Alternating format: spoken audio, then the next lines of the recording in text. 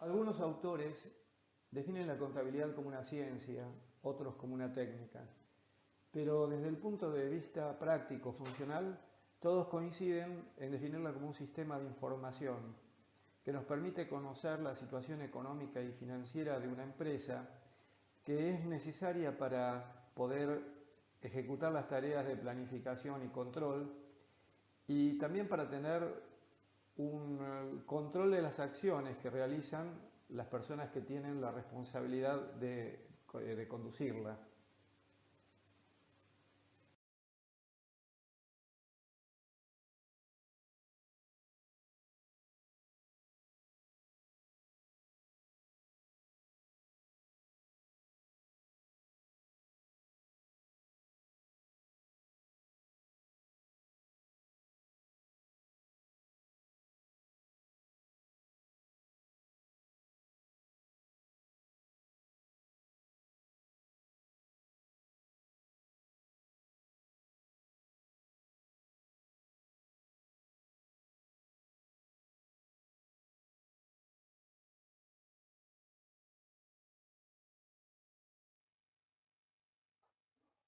Nuestro objeto de estudio va a estar dirigido hacia la empresa, es decir, la contabilidad de una empresa. Entonces vamos a tratar de definir qué entendemos como empresa y cuáles son las transacciones que dan origen a los hechos económicos que vigila y controla y registra la contabilidad. Una empresa es una entidad que se dedica a reunir y organizar ciertos recursos con el objeto de brindar a la sociedad o a un nicho de la sociedad que llamemos mercado cierta cantidad de productos o servicios por los cuales va a obtener un precio. Pero para poder satisfacer este objetivo necesita realizar ciertas transacciones económicas, como por ejemplo necesita abastecerse de materias primas y suministros a otras empresas proveedoras. Además de las materias primas, también necesita máquinas, equipos, en fin, suministros de todo tipo. También necesita mano de obra, dicho en forma general, no solamente los operarios, sino también mano de obra de personal administrativo, personal técnico, mandos medios, ingenieros, consultores.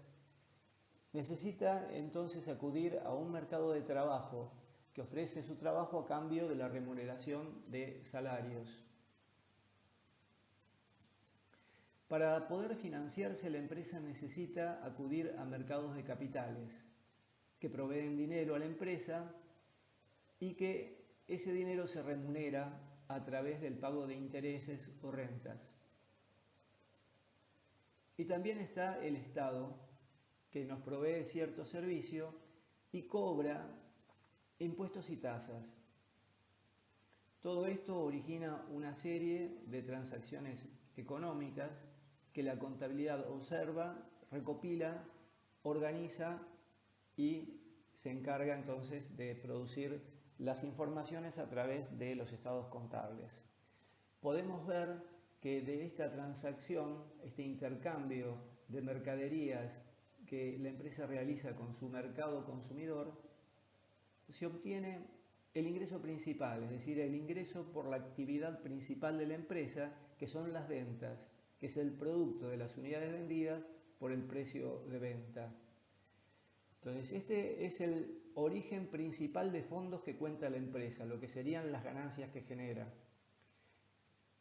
Todas las demás transacciones, de alguna manera, están implicando una erogación de recursos que son sus costos. Y la diferencia entre los ingresos que produce y los egresos o gastos va a dar origen a las utilidades, o sea, a los resultados de la empresa.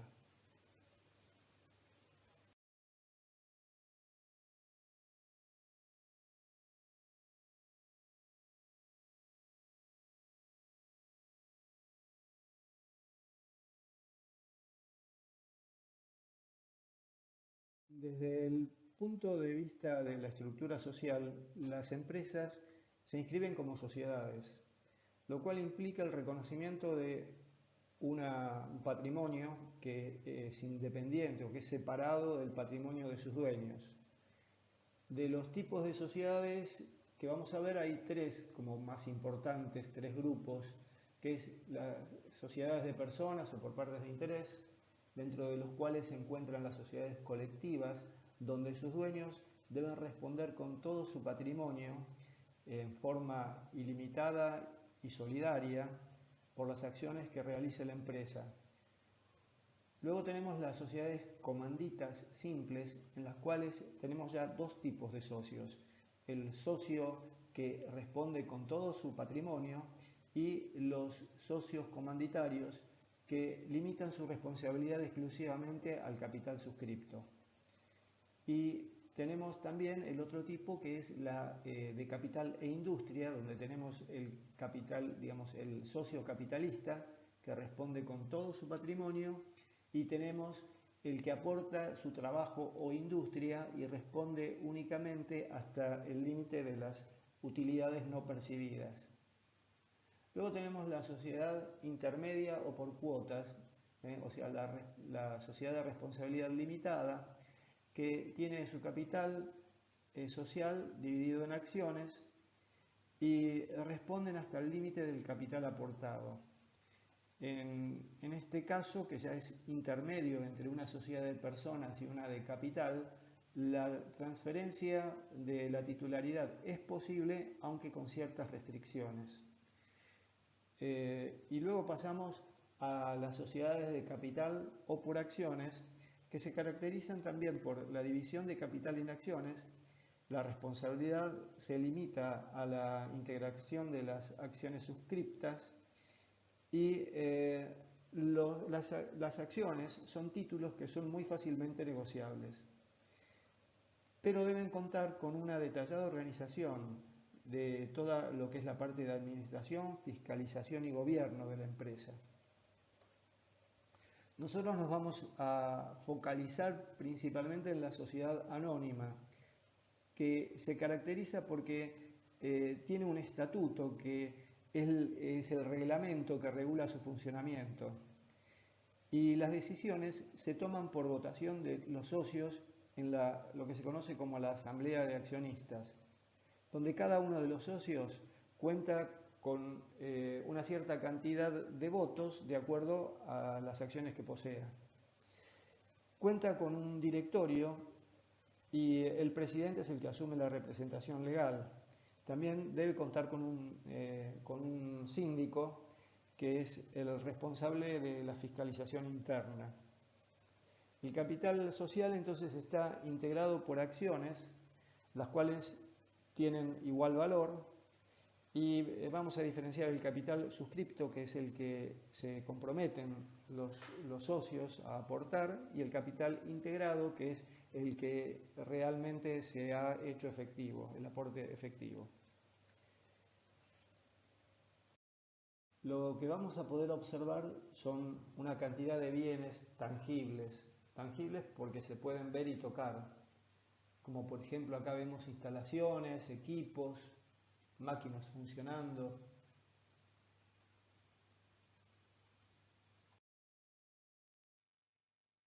Aquí vemos edificios, muebles, instalaciones de distinto tipo y vemos personas, vemos gente que durante cierto horario del día dedica su tiempo para trabajar para la empresa.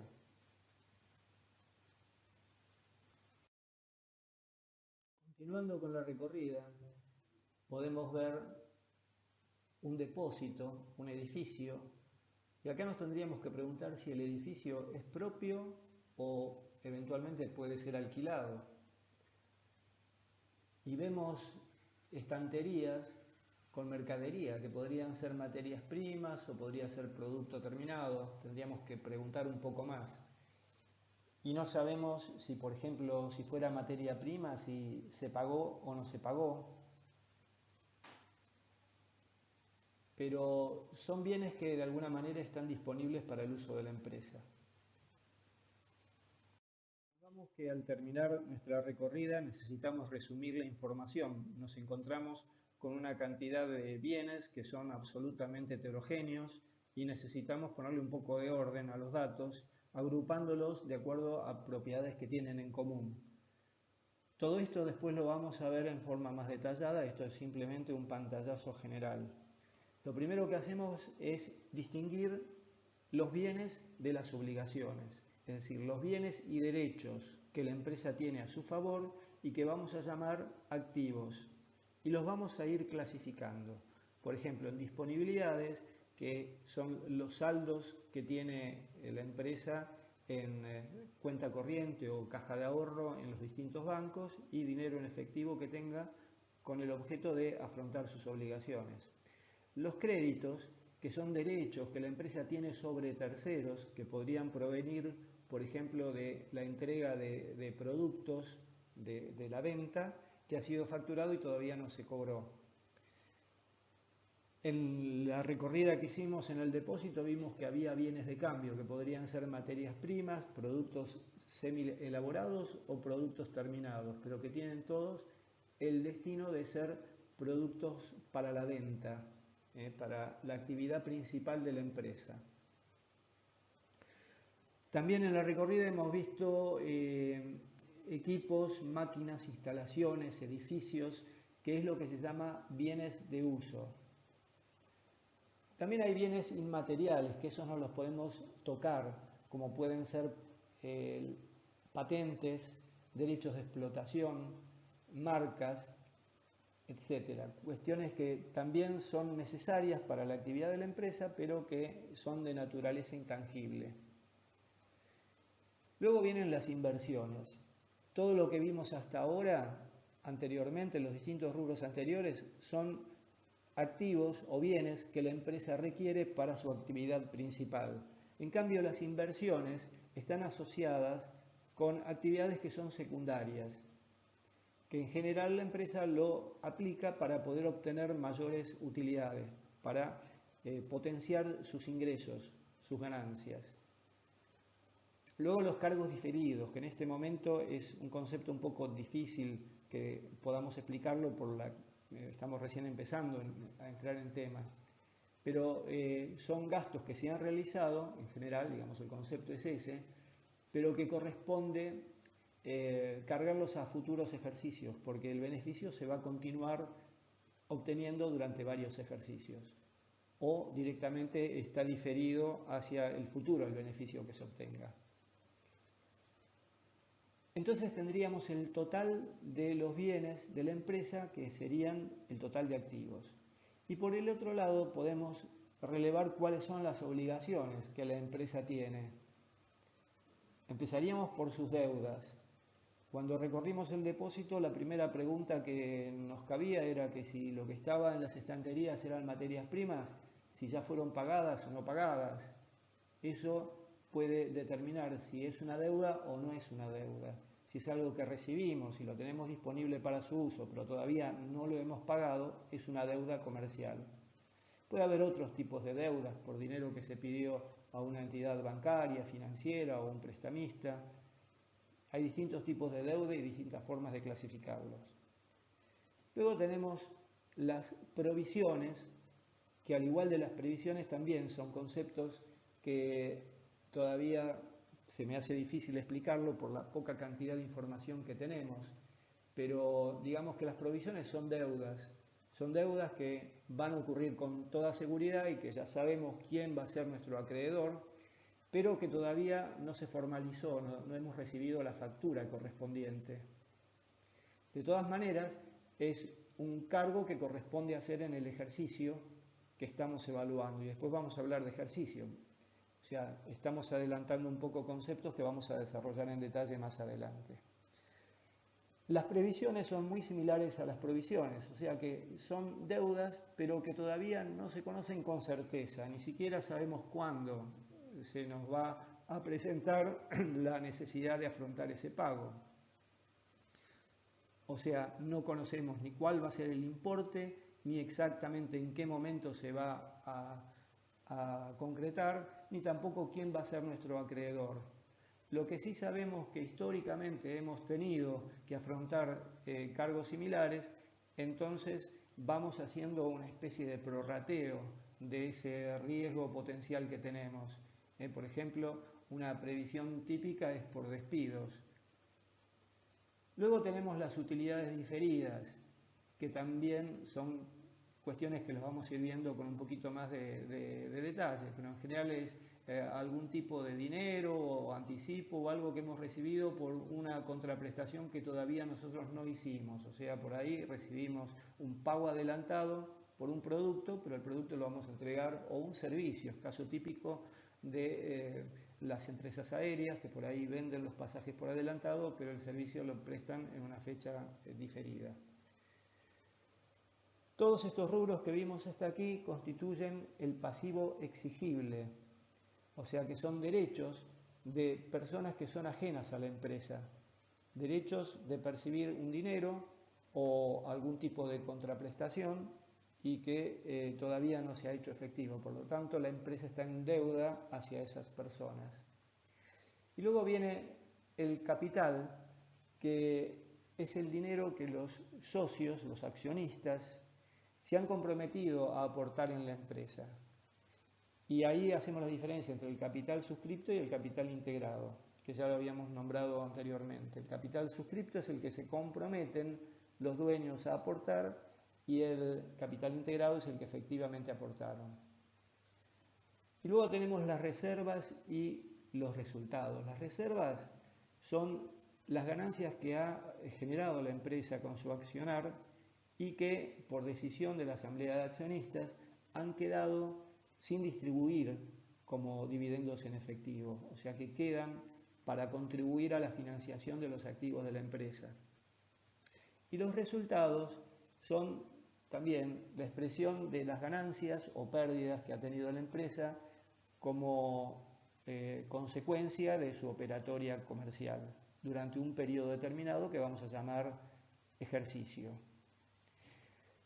Lo que vamos a ver que en todo momento se debe verificar es la igualdad entre el total de activos y el total de pasivos más el patrimonio neto. Porque en realidad lo que estamos haciendo es un relevamiento de del mismo conjunto de bienes y derechos que la empresa tiene. De un lado lo estamos haciendo desde el punto de vista del reconocimiento, como si hiciéramos un inventario de cuánto tenemos y cuánto vale. Y del otro lado lo estamos viendo desde el punto de vista de dónde provienen los fondos que nos permitieron financiar esos recursos que la empresa dispone. Entonces, la lista de los bienes que la empresa dispone para su uso son los activos, y la lista de los orígenes de los fondos que nos permitieron financiar esos activos es el pasivo y el patrimonio neto. La diferencia de ambos es que el pasivo le corresponde a personas que son ajenas a la empresa y el patrimonio neto le corresponde o le pertenece a sus dueños. La diapositiva anterior es la expresión del patrimonio de la empresa a una fecha determinada. Es como si le tomáramos una fotografía instantánea y en ese momento eso es lo que compone el patrimonio de la empresa. Por supuesto, esto es dinámico, momento a momento va a ir cambiando, pero en ese momento las cosas estaban así. Si lo podemos también expresar en una forma un poco más gráfica, en un diagrama de barras, donde también queremos mostrar que, como ya dijimos, era la expresión del patrimonio, pero también estamos tratando de visualizar la situación financiera de la empresa, para lo cual lo único que necesitamos es darle un cierto orden a los distintos rubros que componen el patrimonio.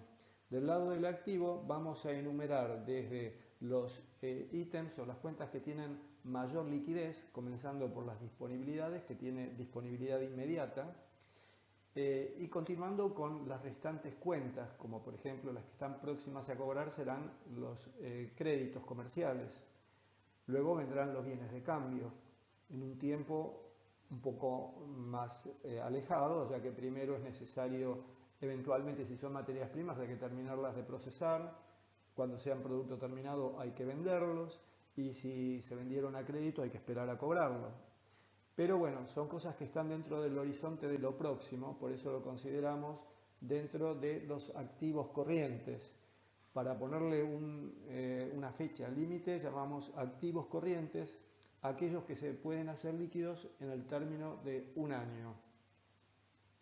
No así otros activos, como por ejemplo los bienes de uso, los equipos y los edificios, que son prácticamente permanentes o por lo menos no tienen la intencionalidad de convertirse en dinero en efectivo en el corto plazo. Entonces, subdividimos los bienes de la empresa en activos corrientes y no corrientes, y el límite es la conversión en dinero en el término menor a un año. Lo mismo hacemos con los pasivos. Los pasivos que vamos a tener que afrontar en forma más inmediata son, por ejemplo, las deudas comerciales, y hay otras que quizás no, son préstamos bancarios a largo plazo, que los vamos a clasificar como pasivos no corrientes. También el horizonte que delimita lo corriente y lo no corriente es un año. Y luego tenemos el patrimonio neto, que eso no tiene una fecha de obligación de pago, eso es un patrimonio que es permanente en la empresa, salvo decisiones que tome la asamblea de accionistas. En el balance o en el estado patrimonial no alcanza con una clasificación cualitativa de los rubros del activo y del pasivo, sino que hay que asignarle un cierto valor. El valor que le asignamos a cada ítem obviamente no es caprichosa. Luego lo vamos a ver en los principios contables. El criterio general es la evaluación al costo, pero se rige por ciertos principios que luego los vamos a ver. No solo de cuál es el valor que se le asigna, sino en qué momento se reconoce.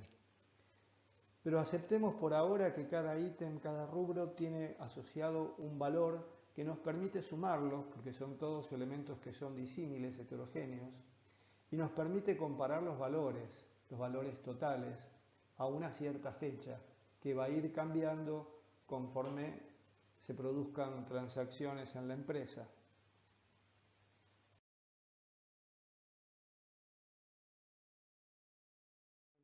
Supongamos que partimos de una empresa que tiene el siguiente balance al 31 de marzo del 2014.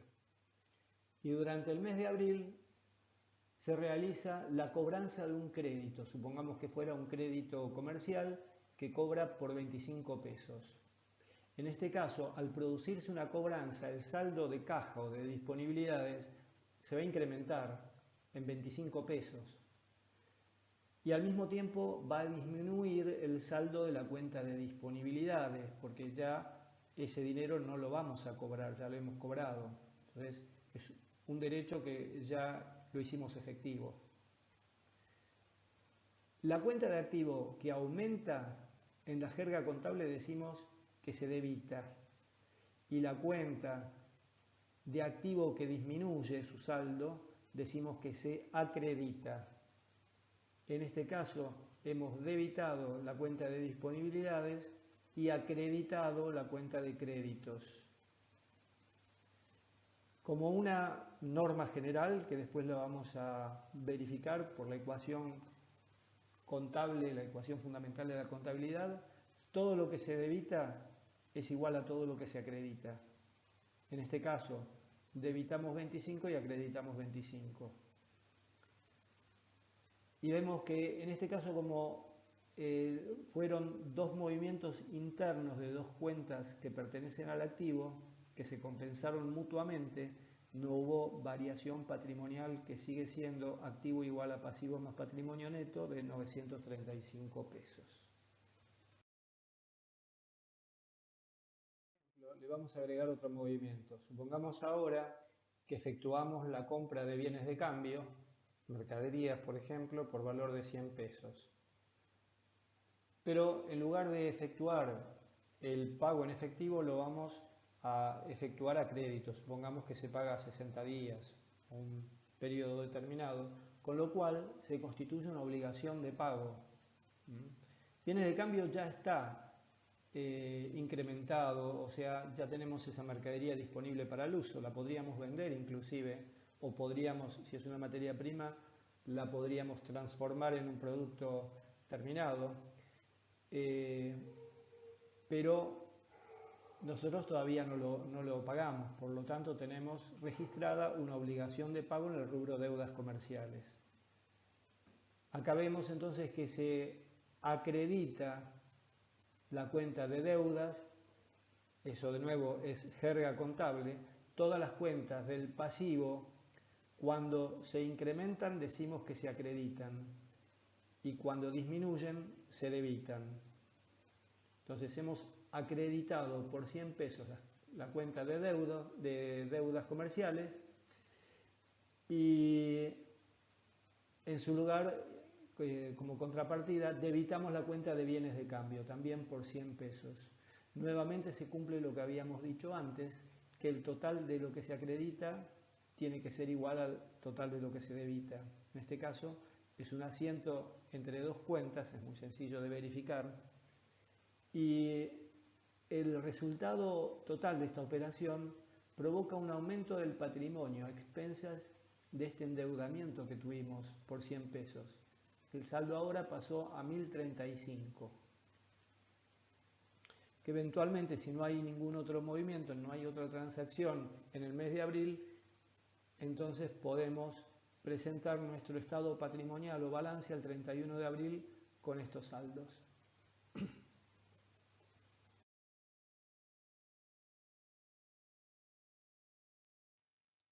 Continuando con el ejercicio que habíamos iniciado, nos habíamos quedado con un balance al 31 de abril del 2014, que se muestra de nuevo en este slide, y supongamos ahora que en el mes de mayo vamos a tener una venta.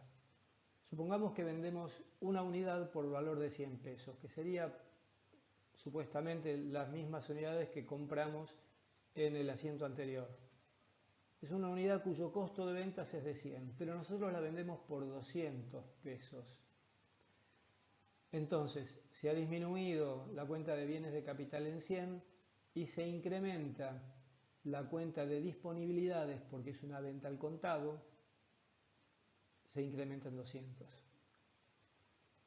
No tenemos ninguna otra cuenta de las que vimos hasta ahora para afectar. Entonces, tenemos un desbalance porque el total de activos me quedó en 1135 y por ahora el pasivo y patrimonio neto suman 1035. Hay algo que anda mal porque no me cierra la ecuación básica de la contabilidad. Pero sin embargo dentro del activo no tenemos ninguna otra cuenta que haya variado, tampoco en el pasivo exigible. Dentro del capital no hubo ni aportes, ni retiros, ni nada que justifique una variación, y las reservas tampoco. Obviamente la diferencia está por el lado de los resultados, pero no estos resultados. Estos resultados que muestra el balance son los resultados del ejercicio anterior. Ahora tenemos que hacer cuenta rasa y empezar de nuevo a calcular los resultados que se generen en el ejercicio actual. Bueno, vamos a ver cómo actúan las cuentas transitorias de resultados. Se llaman transitorias porque en el balance no aparecen nunca. Se cierran, cuando haces el cierre de ejercicio desaparecen. Y ahora vamos a ver cómo actúan. Por un lado, acá en la derecha, estoy registrando las cuentas de ingreso. No es casual que las haya puesto a la derecha, en realidad tienen una analogía muy fuerte con las cuentas del pasivo, porque cada vez que aumentan se van a acreditar. En cambio, las cuentas de egreso que le estoy poniendo del lado de la columna de los activos tienen la similitud de las cuentas de activo. Cada vez que se incrementan, las debitamos. Decimos que se debitan. Entonces, registramos como ingreso por ventas la venta de 200 pesos que cobramos en efectivo. Eso sería una cuenta de ingreso, un resultado provisorio que estamos registrando. Y del lado de las cuentas de egreso tenemos el costo de la mercadería vendida, o sea, el costo de ventas, que para este caso fue de 100 pesos. ¿Por qué es una cuenta de egreso? Porque es un bien que tuvimos que sacrificar. Si lo entregamos al cliente ya no lo tenemos más en nuestros inventarios, ya no está más disponible para nosotros, lo hemos vendido. Entonces es una disminución del activo que corresponde colocarlo como egreso.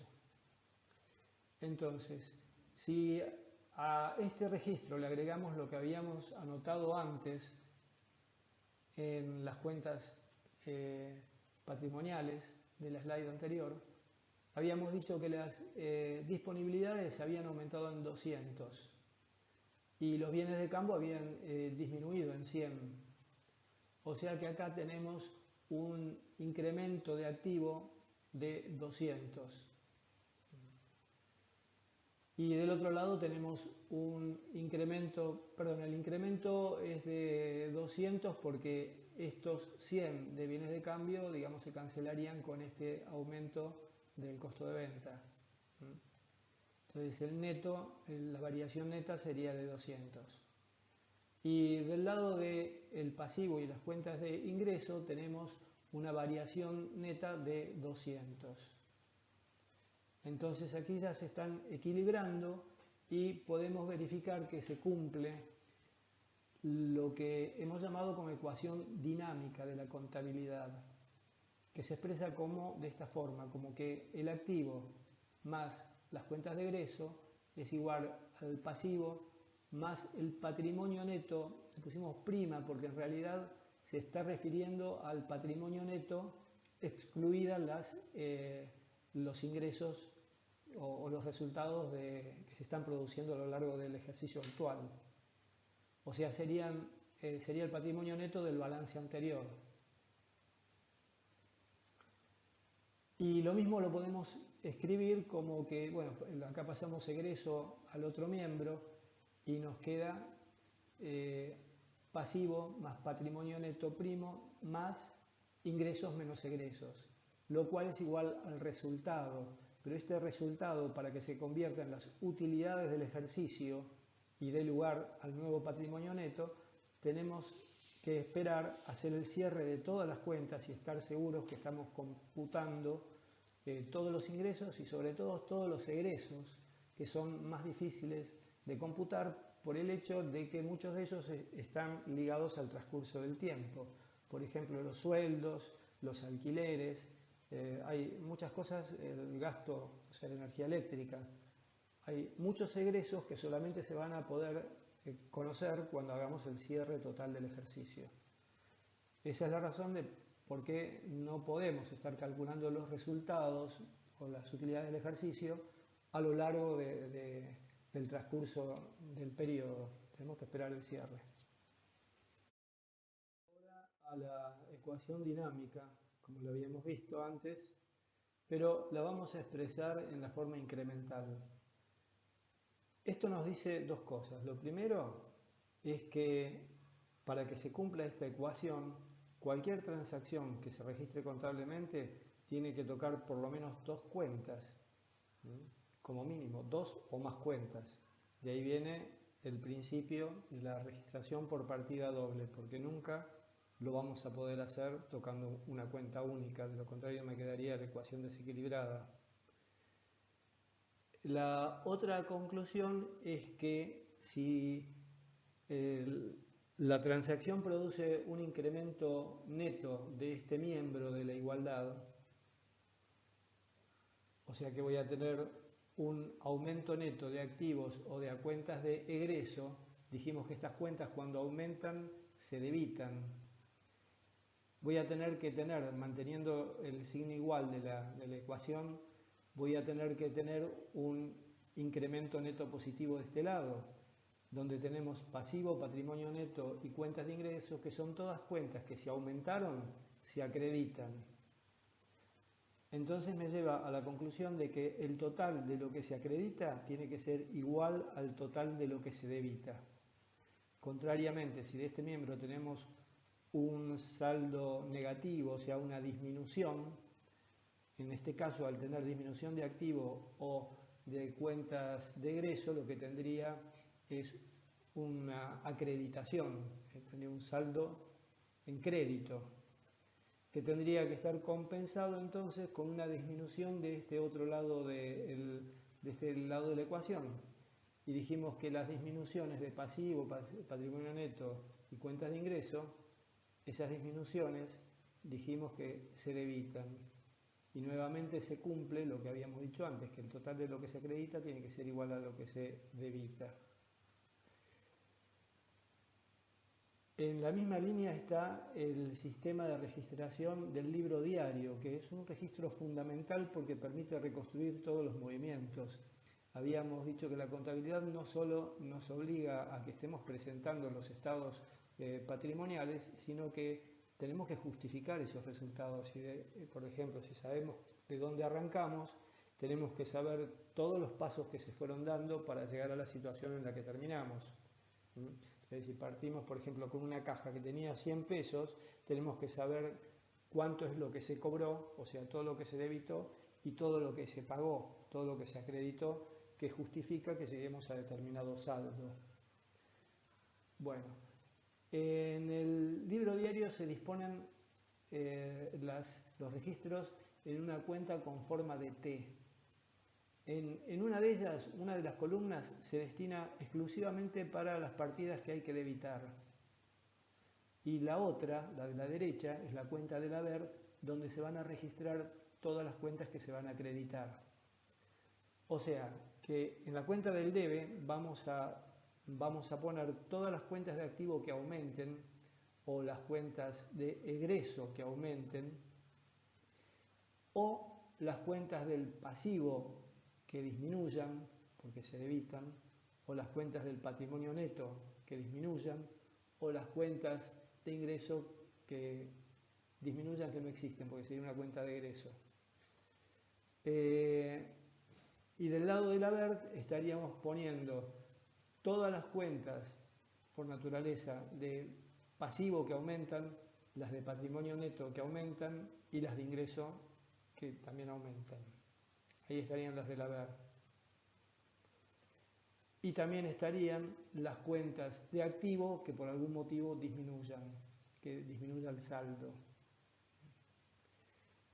Y entonces volvemos al mismo principio, la misma conclusión que habíamos llegado antes, que el total de lo que se debita tiene que ser igual al total de lo que se acredita en cualquier asiento que hagamos. En este caso es muy sencillo porque intervienen solo dos cuentas, pero podría ser un asiento múltiple y esta verificación es interesante realizarla, que el total de las sumas que pusimos en el debe tiene que ser igual a lo que pusimos en el haber. Lo que vamos a ver ahora es el diagrama hidráulico, que es un modelo desarrollado en la Facultad de Ingeniería, hasta donde yo sé, es invento propio, y creo que es bastante conceptual. El modelo consiste en representar cada una de las cuentas del activo, o sea, los bienes y derechos que la empresa posee, los vamos a representar con tanques. Y el valor económico sería el líquido, podría ser agua, digamos, que contienen esos tanques. Y esos tanques pueden estar interconectados unos con otros de manera que se pueden transferir el contenido. Por ejemplo, en el asiento que habíamos visto en la primera slide, habíamos visto una cobranza de 25 pesos, con lo cual la cuenta de créditos tenía un saldo de 90, disminuye en 25 y pasa a tener un saldo final de 65. La analogía sería que arrancamos de un nivel en el tanque de 90 litros, por ejemplo, y transferimos 25 litros a través de la cañería, con lo cual nos van a quedar 65. Y en el tanque de disponibilidades teníamos inicialmente un saldo de 60 litros y gracias a los 25 que nos prestaron, que vino del otro tanque, aumentó el nivel hasta llegar a los 65 litros. Esto nos permitiría calcular el saldo de cualquier cuenta patrimonial registrándolo así en forma gráfica, por lo menos entender cómo se hacen los asientos.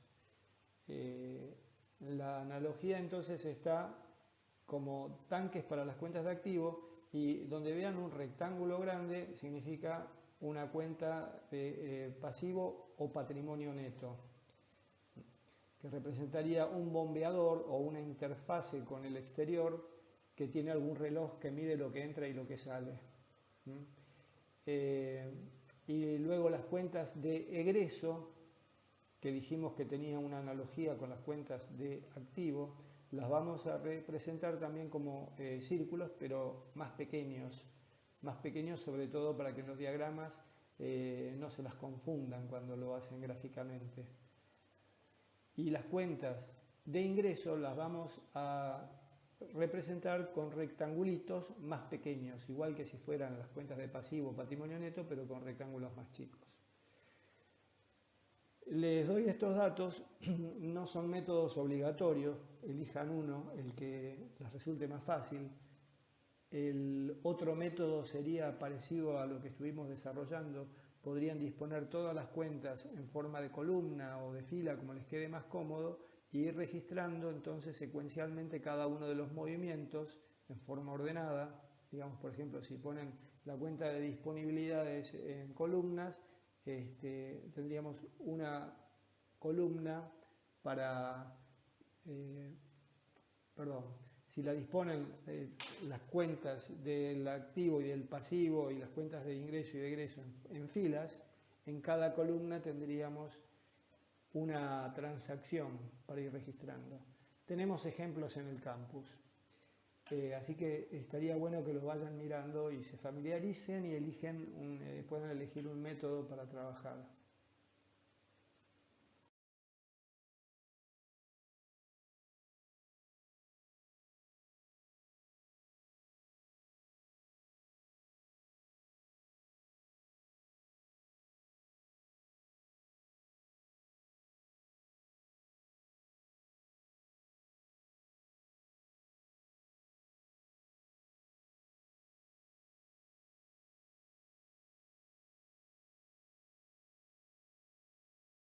A dejar un ejercicio para que vayan resolviendo, por lo menos que lo piensen, en algún momento lo haremos juntos, pero se los dejo como ejercitación. Tenemos un balance al 31 de diciembre. En la siguiente filmina van a tener una serie de movimientos, de transacciones que se realizaron durante el mes de enero, y lo que vamos a tratar de hallar es el saldo al 31 de enero. Piénsenlos con el método que más les convenga, o sea, por ejemplo, pueden tomar la cuenta de disponibilidades que tiene un saldo inicial de 271, fíjense cuáles son los incrementos que tuvo, o sea, las cobranzas, le descontarán los pagos y así van a llegar al saldo al 31 de enero. Lo mismo con las demás cuentas, hay que ver cuáles son los incrementos y disminuciones que hayan tenido. Lo vamos a hacer en forma conjunta, pero estaría muy bueno que lo vayan pensando y que lleguen hasta donde puedan llegar. Los dejo, mucha suerte, y nos estaríamos conectando nuevamente seguramente el martes en el horario de clase. Vamos a tratar de ver cómo nos conectamos, por chat, por streaming o de alguna manera, y vamos a seguir hablando de estos temas. Y si no, subiré otro video con la resolución de esto y el resto de las clases, que faltan varios temas.